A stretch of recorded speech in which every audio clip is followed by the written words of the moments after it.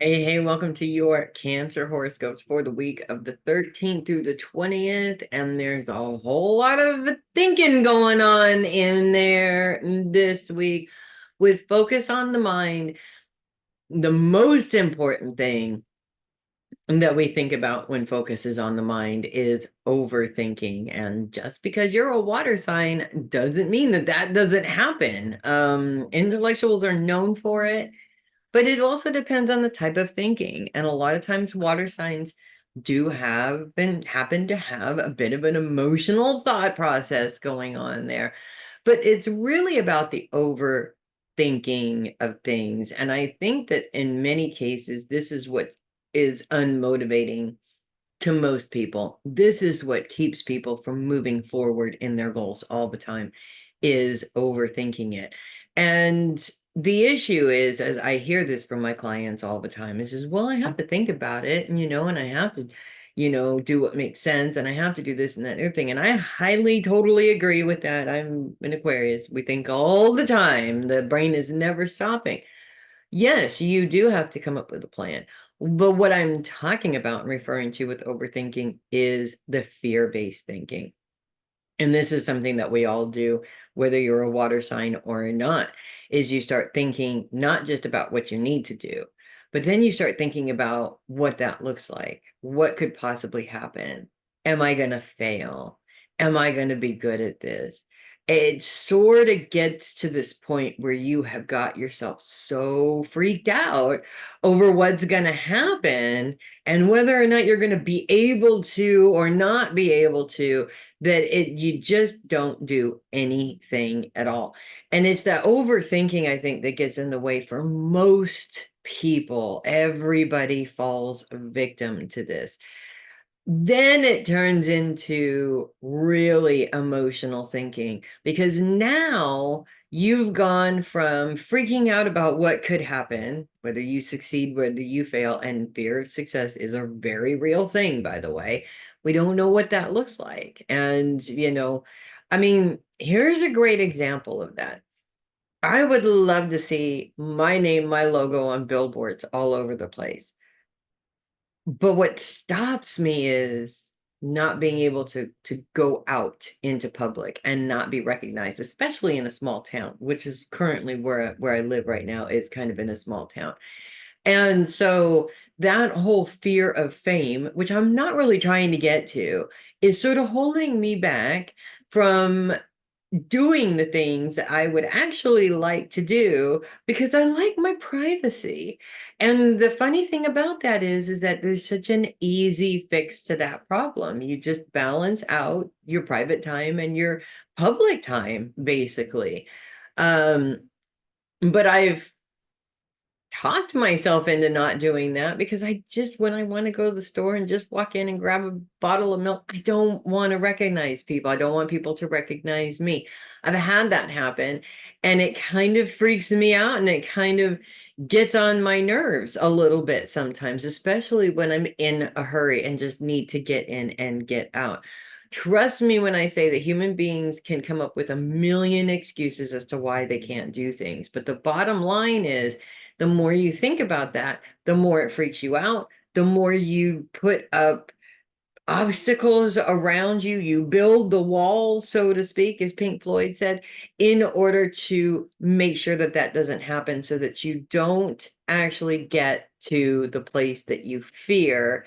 And then you come in and beat yourself up because you're not doing this and you're not doing that. It's a vicious, vicious, vicious cycle. Bottom line here is, yes, come up with a plan. Yes, understand that there are possible things that are going to come up that might be uncomfortable for you. That is a thing. It is always a possibility. But then you come up with, what can you do about that? How can you work around that? How can you make it so that that is not such a problem for you? And you're sort of coming up with solutions to deal with the problem rather than just shutting everything down and not doing anything and then putting yourself in the position to beat yourself up because you're not successful. It is a vicious cycle. This week, we want to eliminate that cycle. And that's really what this comes down to. When we're focusing on the mind, we're focusing on what we're doing to get in our own way in using this tool, which can be used as a very beneficial tool, but it can also be your worst nightmare at the same time, your worst enemy. You have control over that brain. You need to learn how to use it to your benefit so that it's not ruling everything that you do. And by the way, I just have to say this as well. It's really easy to convince ourselves not to do something that scares us. Really easy. Most of the time we go, okay, yeah, I don't want to do that. So for example, I was going to do my recording yesterday and, this happened in the morning and that happened in the morning. And by noon, I didn't have my face on and it takes a few hours to get this done. And my husband left. I had the whole office to myself and it was very easy to convince myself that I needed a day off to just relax, which of course I took.